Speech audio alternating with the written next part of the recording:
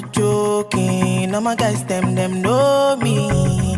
Hey guys, what's up? Welcome back to my channel. My name is Melissa, and if you're new, please like this video, subscribe to my channel, click the notification bell so that whenever I post, you'll be the very first to find out. This past few days, we've been talking about everything: deportation, British citizenship. So when I came across this story, I'm like, this is the perfect time to tell you guys about this young man who has recently been denied British citizenship. See, one thing I always tell people is, feel free to come to the UK, feel free to Japan, but please never forget your roots, never forget your home. Now imagine this young man, he has lived in the UK for nearly 50 years. He has married twice in the UK to British women. He has 2 sons. He has worked in the UK. He has started a business in the UK. And in 2019, he tried to apply for British passport and he was told, no, you're not a British citizen. That is why it is very important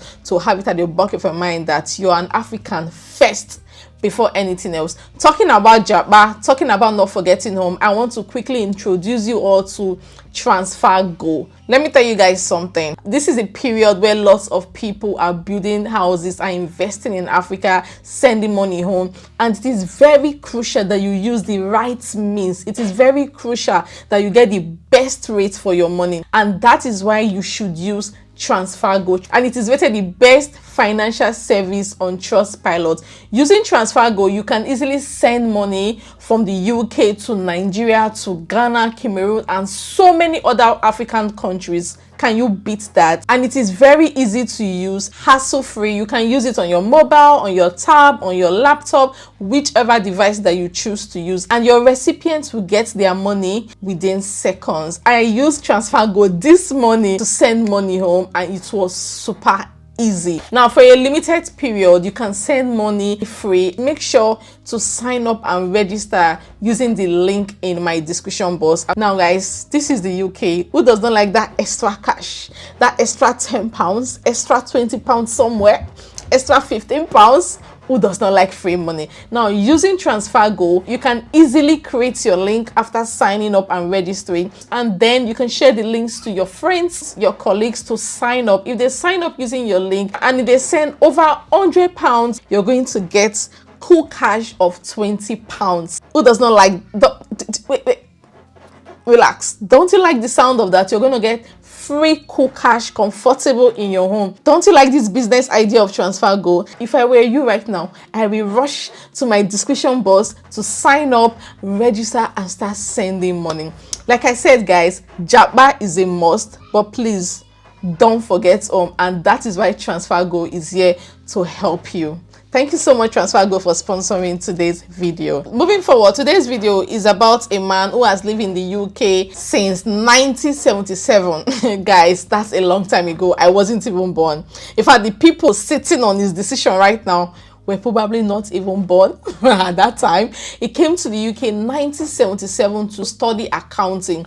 He was funded by his family, but due to the coup that occurred about that time in Ghana, his mother was no longer able to fund his fees, so he decided to work, including making bread, making cakes. I mean, we Africans, we are always hardworking. Now, the funny thing is that nobody questioned his right to live in the UK. Nobody questioned his right to work in the UK. Nobody questioned his right to study in the UK. Now, this young man named Nelson Shadley then decided to get married to a British woman and also set up his own personal business, news agent, which he called Nelson News. He got married to a British woman, but unfortunately they separated, and then he went ahead to remarry. Now you're understanding the pattern. He came to study, he worked in the UK, he got married, he studied accounting in the UK, and got married not once but twice. Now, the second marriage produced 2 children, 2 boys who also studied in the UK, and one is currently working as a researcher. The other one is working as a public relations scientist. So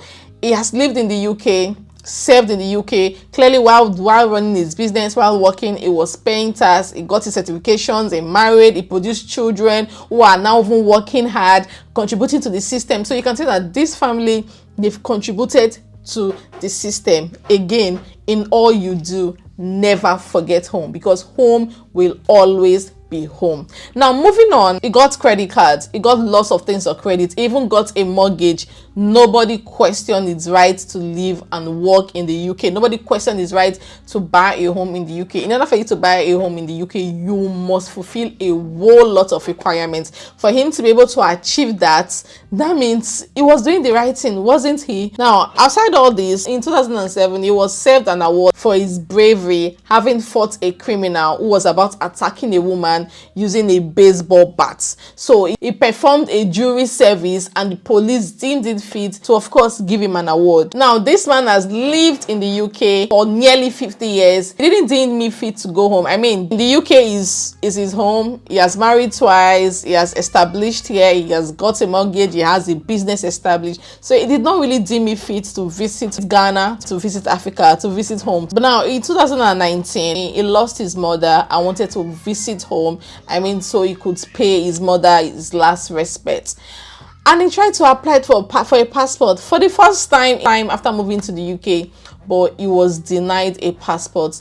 Home Office sent him a letter telling him that he does not have the right to a passport. He is not a British citizen.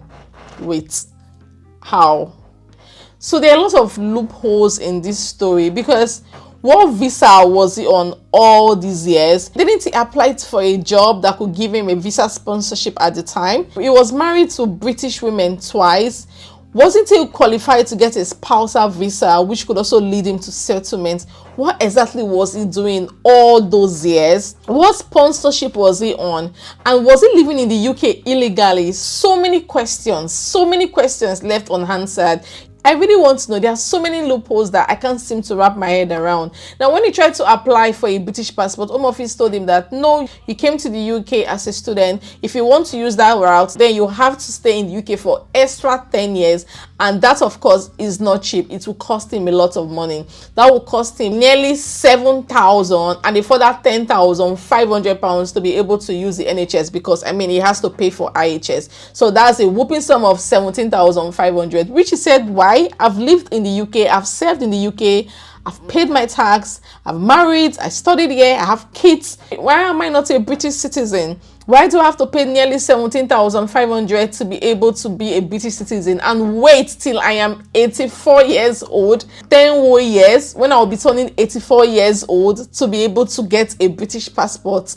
Why? I have paid my dues. I've been loyal to the UK. So why are you not giving me a British passport? So that's the question that even Home Office has refused to answer publicly. And now he has decided to sue Home Office because he does not understand why he's not British, why he's being denied British citizenship. You guys, if you have any answer, if you can explain in the comment section, please explain. I really want to know, honestly, because there's so many loopholes in this story.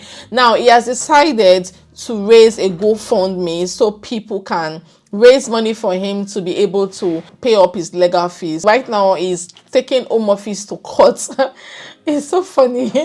He's taking Home Office to court to challenge their decision, and luckily a lot of people came to his aid. So far he has raised over 46,000 pounds. Meanwhile, his target was 20,000 pounds. It's just a bit really confusing, to be honest. I clearly don't understand why he's not being given, but if you do, kindly share in the comment section. And of course, I'm going to be following up this story closely. Any news about this story, I'm going to come out here to let you all know. But I just can't end this video without passing a very strong message.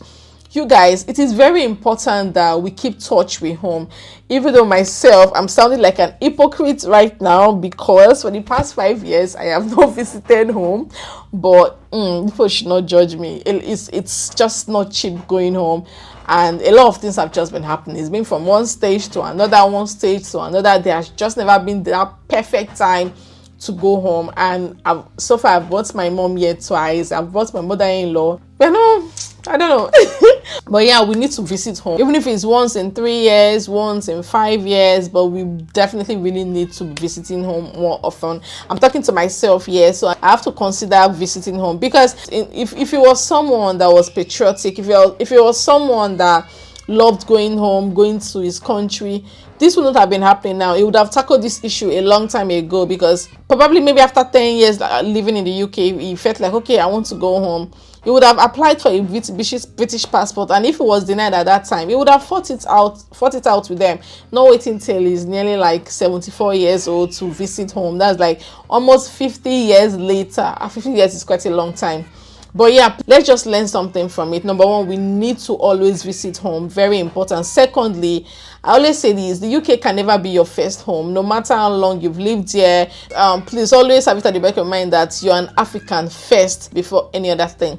Because I don't understand why some people will come here and they won't want to speak their local dialect to their children. They don't want their children to even understand their local dialect, because they're like, no, you're British. No, I feel that's wrong. That's why British people or any other person, if they see you, the first thing they ask you is, where are you originally from? Most time they use that word, originally, that phrase, because they can clearly see that you're not British. The color of your skin shows you're not British. Look at me. I'm colored. I'm not white. You can tell I'm not British. Once you see me, once you hear me speak, you can tell that indeed I am an African woman, which of course I am proud of it. Some people tell me, oh, your pronunciation is bad, is this.